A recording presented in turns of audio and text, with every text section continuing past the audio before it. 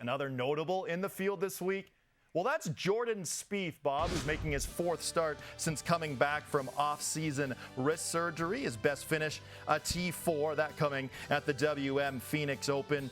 His other two starts, however, we have a miscut and a T69 for Jordan Spieth. So 3 starts in, Bob. What do you make of Spieth's comeback thus far? Well, I think Spieth has been, I guess, predictably a little bit up and down. And he is talking now in the Cognizant Classic, this week. He talked about the fact that the wrist is still hurting. I don't know if that's from just the operation and the recovery, that maybe it's a little bit sore, or if it's actually maybe they need to do some more work on it, or maybe he needs to strengthen it, or maybe he needs to do a little bit more to try and get it comfortable.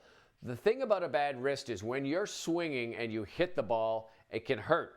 But in your mind, it hurts more before you get to the ball. You're anticipating the hurt. You're downswinging, you're sitting there, is this going to hurt? Is this going to hurt? And you can flinch. And that's what he said he was doing before the surgery, and that's why he ended up having the surgery.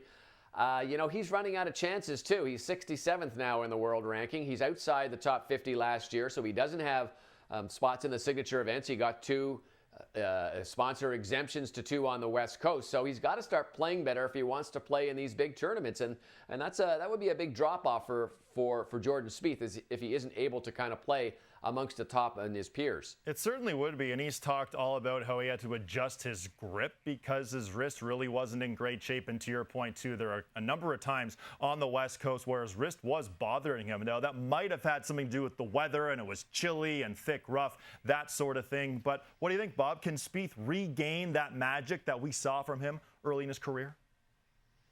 Yeah, I think so. I think Jordan Spieth, when you look at the way he plays golf, it's a little bit like a train without brakes. If it stays on the tracks, everything goes really well. He can play from some crazy spots and make great shots. It's obviously a lot easier if he's hitting it down the fairway, which he can do as well, pretty well.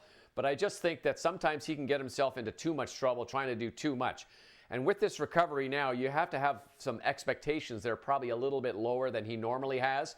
So we'll see how he goes on and see how this pain goes. And maybe it's just something that'll warm up, as you said, with the warmer weather in Florida. But if it's something that's going to be nagging and he's going to be hurting, then he may have to go back and do some more work on it. It really is wild to think that Jordan Spieth's last PGA Tour victory came with a 2022 RBC Heritage.